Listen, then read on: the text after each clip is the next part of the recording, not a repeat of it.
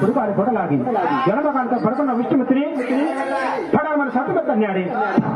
తన్నాడిన బాధపడకుండా విష్ణుమిత్రి తుల్లిపడి పైకి లెగిశాడు.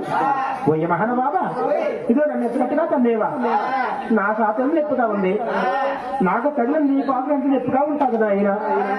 కూర్చో నాయన మహానుభావ, ఎప్పుడు వచ్చావు నాయన, మీరు వచ్చినట్టు నేను చూడలేదే, కూర్చోండి నాయన చేతి మనం కూర్చోది కాడు. మరి ఏ పాటు కన్నా కాలు పట్టుకున్నాడు మహానుభావుడు. ఈ కన్నుని పాదం పట్టుకుని తన రెండో పాదాలలో నొక్కుదానన్నాడేవా.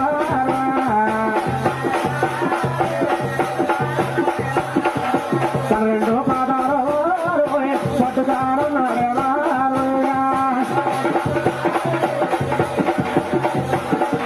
పట్టినటి పట్టివాడా పాదాల పట్టేవాడు అయ్యా.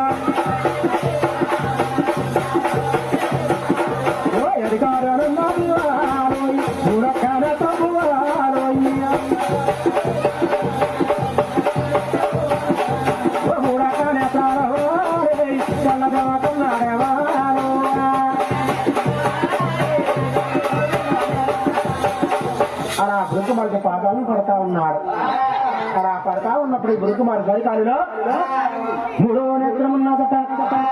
అది కలుగుశారు మహావిష్ణుమూర్తి.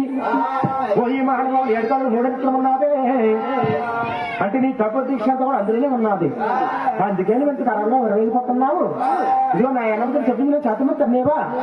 ఇప్పుడు ఈ యొక్క మూడు నేత్రం చితికేసి నీ గర్భానికి చూడవయ్యా అని అడుగులకి నీ యొక్క బట్టలు పోనిచ్చాడమ్మా. ఈ బట్టలేతోటి మూడొక్క నేత్రం తెలిపేసానమ్మా.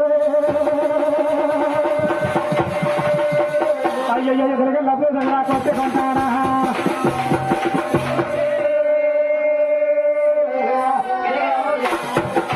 జగన్